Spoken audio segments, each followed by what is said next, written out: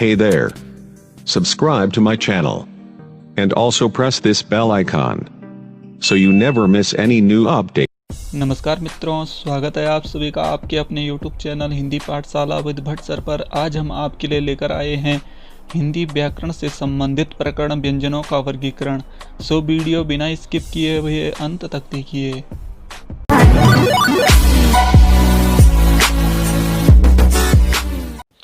तो मित्रों, प्रारंभ करते हैं आज का प्रकरण, जो कि व्यंजनों का वर्गीकरण से संबंधित है।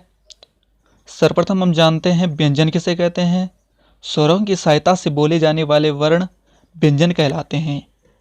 अर्थात व्यंजन वह होते हैं जिनका उच्चारण स्वर की सहायता से होता है। प्रत्येक व्यंजन के उच्चारण में आ ध्वनि छिपी होती है। अर्थात अगर हम व्यंजन का उच्चारण करेंगे तो उसके साथ कोई न कोई स्वर अवश्य होगा। बिना उस स्वर के उच्चारण के व्यंजन का उच्चारण असंभव है। तो हम जानते हैं व्यंजन कितने होते हैं। व्यंजन की कुल संख्या 33 होती है। अर्थात व्यंजन 33 प्रकार के होते हैं, जो निम्न हैं: को, खो, गो, घो, गो, चो, छो, जो, झो, यो, टो, ठो, डो, ढोणो, तो, थो, दो, धोनो, पो, फो, बो, भो, मो, य, र, ल, वो, श, श, स, ह। तो ये 33 व्यंजन है। तो मित्रों, व्यंजनों को जान लेने के पश्चात बात करते हैं व्यंजनों के वर्गीकरण के बारे में, कि व्यंजनों के किन किन आधारों पर इनको वर्गीकृत किया गया है। सर्वप्रथम हम बात करते हैं स्पर्श व्यंजनों की। जिन व्यंजनों का उच्चारण करते समय हवा फेफड़े से निकलते हुए किसी स्थान विशेष को स्पर्श कर निकलती है। अर्थात जब हम किसी व्यंजन का उच्चारण करते हैं तो हमारे अंदर से जो प्राणवायु निकलती है वह मुंह के किसी स्थान विशेष को स्पर्श करती है। स्थान विशेष, जैसे मैंने आपको पिछली वीडियो में भी बताया था कि हमारे पास 6 प्रकार के स्थान होते हैं, जैसे कंठ, तालु, मूर्धा, दंत्य, ओष्ठ और नासिका। ये क्या है? स्थान है। तो जो हमारे अंदर की जो वायु निकलती है वह किसी न किसी स्थान को स्पर्श करके निकलती है। उन्हें हम क्या कहेंगे? स्पर्शी व्यंजन कहेंगे। अब बात करते हैं कि स्पर्शी व्यंजन कौन कौन से होते हैं। का से लेकर माँ पर्यंत जो जितने भी वर्ण होंगे वो क्या होंगे? स्पर्शी व्यंजन। ठीक है। तो बात करते हैं कि जैसे कि क, ख, ग, घ, ग, ये क्या है? ये स्पर्शी व्यंजन है। इनका उच्चारण कहाँ से होता है? कंठ से है। अर्थात जब हमारी अंदर से जो वायु निकलती है वह कंठ को स्पर्श करते हुए मुंह के रास्ते बाहर निकल जाती है। इसी प्रकार चावर्ग का जो उच्चारण स्थान होता है वह होता है तालु।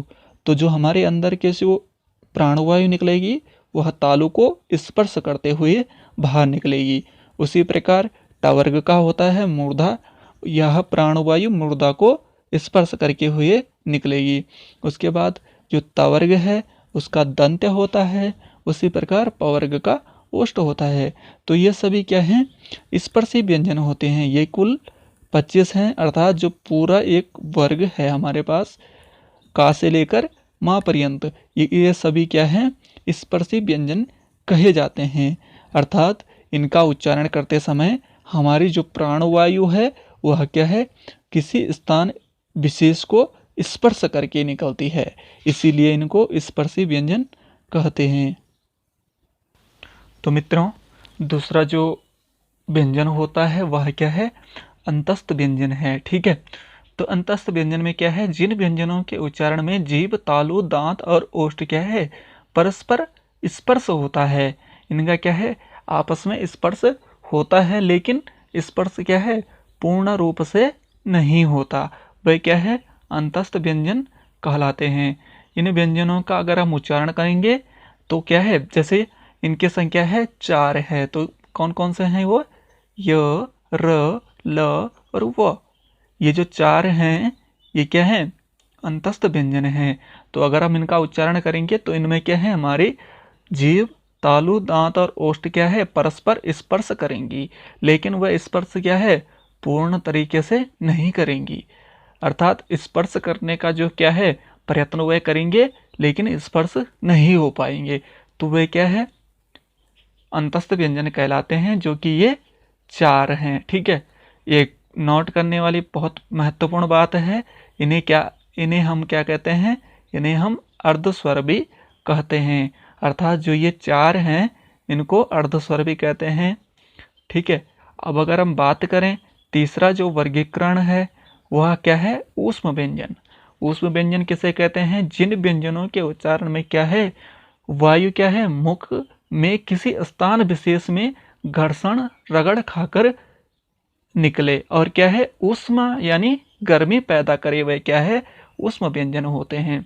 अर्थात अगर हम इन व्यंजनों का उच्चारण करेंगे तो क्या है, हमारे जो अंदर से जो प्राणवायु निकल रही है वह किसी स्थान विशेष को, स्थान विशेष मैंने आपको बताया है, जो हमारे तालु आदि स्थान जो हैं, तो उनको क्या है, स्पर्श करके क्या है, ये वायु क्या है, रगड़ खाकर अर्थात संघर्ष उत्पन्न होगा। तो वहां पर क्या है, गर्मी उत्पन्न होगी, तो क्या है, उन्हें क्या है, ऊष्म यानी गर्मी, तो उन्हें क्या कहते हैं, हम ऊष्म व्यंजन कहते हैं। अब जैसे ये सा का उच्चारण कीजिए, तो सा के उच्चारण में जो ये क्या है, तालव्य सा है, इसमें क्या है, अगर हम हमारी जो वायु है वह क्या है, तालु में एक प्रकार से घर्षण उत्पन्न कर रही है, संघर्ष उत्पन्न कर रही है, इसीलिए इनको क्या है, संघर्षी व्यंजन भी कहते हैं। नोट करने वाली जो महत्वपूर्ण बात है, इनको क्या है, हम ऊष्म व्यंजन को क्या है, संघर्षी व्यंजन भी कहते हैं। तो ये क्या है, 4 क्या है, संघर्षी व्यंजन है, जो कि स, श, स और हा है। ये क्या है, संघर्षी या ऊष्म व्यंजन। ठीक है, तो मित्रों हमने पढ़ लिया है, ऊष्म व्यंजन पढ़ लिए हैं, अंतस्थ व्यंजन पढ़ लिया है और स्पर्शी व्यंजन पढ़ लिए हैं। अब हम बात करते हैं घोषत्व के आधार पर व्यंजनों का वर्गीकरण। घोष अर्थात स्वर तंत्रियों में कंपन। जब हम किसी वर्णों का उच्चारण करेंगे तो हमारे स्वर तंत्रियों पे क्या है, एक प्रकार से कंपन उत्पन्न होगा। तो उस आधार पर क्या है, व्यंजनों का 2 भागों में इनको बांटा जाता है, घोष और अघोष। घोष से तात्पर्य है जब क्या है, कंपन होगा, और अघोष से तात्पर्य है ना घोष, जब घोष उत्पन्न नहीं होगा, अर्थात कंपन नहीं होगा। अब जान लेते हैं कौन कौन से व्यंजन हैं। पहले जानते हैं घोष किसे कहते हैं, जिन व्यंजनों के उच्चारण में क्या है, स्वर तंत्रियों में कंपन हो, उन्हें क्या है, घोष व्यंजन कहते हैं। अर्थात जिन व्यंजनों के उच्चारण में क्या है, हमारी स्वर तंत्रियों में एक प्रकार से कंपन हो, उन्हें क्या है, घोष व्यंजन या सघोष व्यंजन हम कहते हैं। तो हम जान लेते हैं कौन कौन से व्यंजन हैं जो सघोष की श्रेणी में आते हैं। पहले जो क्या है, वर्ग का तीसरा, चौथा और 5वां वर्ण।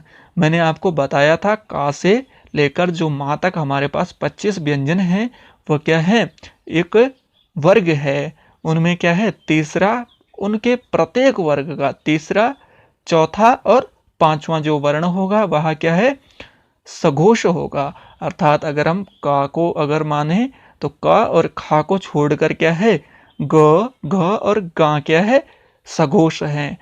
जैसे चवर्ग में है, चा और छ को छोड़ के ज, झ और या क्या है, सघोष व्यंजन होंगे।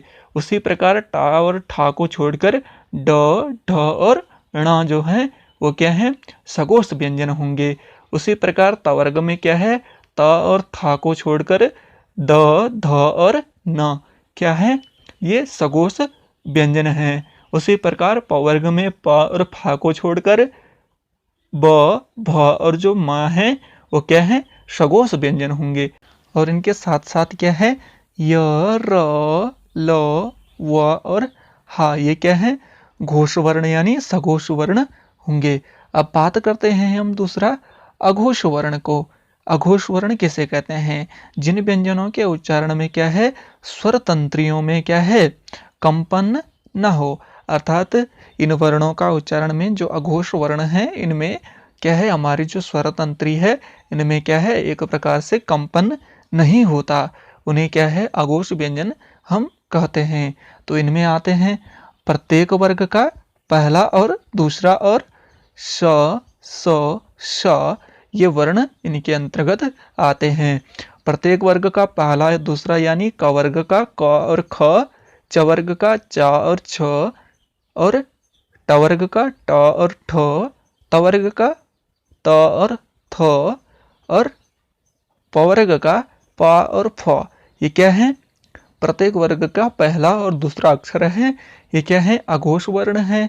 और साथ ही क्या है, श, स और श ये क्या है, अघोष व्यंजन है।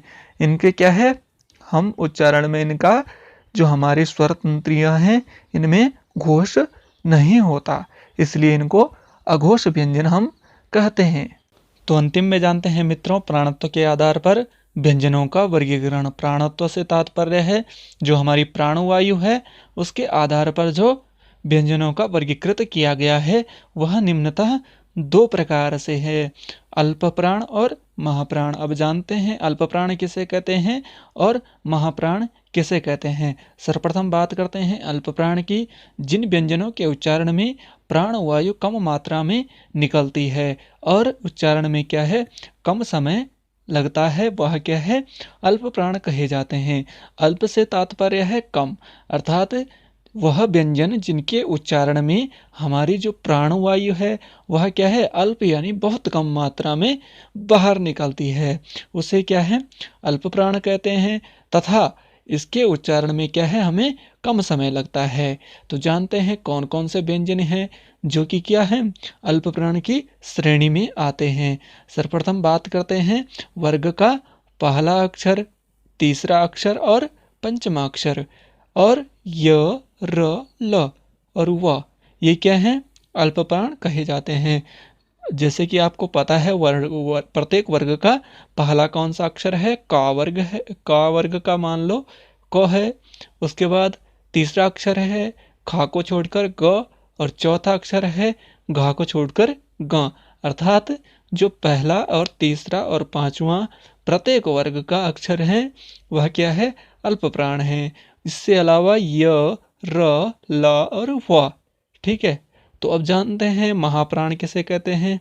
महाप्राण से तात्पर्य है जिनमें क्या है, जिन व्यंजनों के उच्चारण में प्राण वायु अधिक मात्रा में बाहर निकलती है और उच्चारण में क्या है, अधिक समय लगता है, उन्हें क्या है, महाप्राण कहते हैं। जो हमारी प्राणवायु है वह क्या है, अधिक मात्रा में बाहर निकलती है और इनमें क्या है, समय अधिक लगता है। ठीक है, तो वह कौन कौन से अक्षर हैं, वह प्रत्येक वर्ग का दूसरा, चौथा और श, स, श ये क्या है, महाप्राण कहे जाते हैं। प्रत्येक वर्ग का दूसरा अर्थात जैसे क वर्ग का खा हो गया और घ हो गया, ये क्या है, दूसरा, और ये क्या है, चौथा। तो ये क्या है, क वर्ग का दूसरा और चौथा वर्ण क्या, महाप्राण होगा। उसी प्रकार च वर्ग में देख लेते हैं। च वर्ग में दूसरा और चौथा, च वर्ग में है दूसरा छ और चौथा है झ। तो यह क्या है, दोनों महाप्राण हैं। इसी प्रकार ट वर्ग में ठ और चौथा है ढ, ये क्या है, महाप्राण व्यंजन है। इसी प्रकार त वर्ग में थ और चौथा ध, ये क्या है, महाप्राण। इसी प्रकार प वर्ग में फ और भ, ये क्या है, महाप्राण व्यंजन होंगे। साथ ही इनके साथ क्या है, श, श, श क्या है, महाप्राण व्यंजन है। तो मित्रों, समाप्त करते हैं आज का प्रकरण और साथ ही समाप्त करते हैं हिंदी वर्णमाला जो हमने प्रारंभ किया था। इनसे संबंधित अगर आप कोई प्रश्न मुझसे पूछना चाहते हैं तो कमेंट बॉक्स में अवश्य लिखें। साथ ही लाइक कीजिए, अधिकाधिक अपने मित्रों के साथ शेयर कीजिए, चैनल को सब्सक्राइब अवश्य कीजिए ताकि आपको हमारी अगली वीडियो मिल सके। तो मित्रों, मिलते हैं फिर अगली वीडियो में, जहां हम लेकर आएंगे आपके लिए हिंदी व्याकरण से संबंधित कोई बहुत अच्छा सा प्रकरण। तब तक के लिए नमस्कार।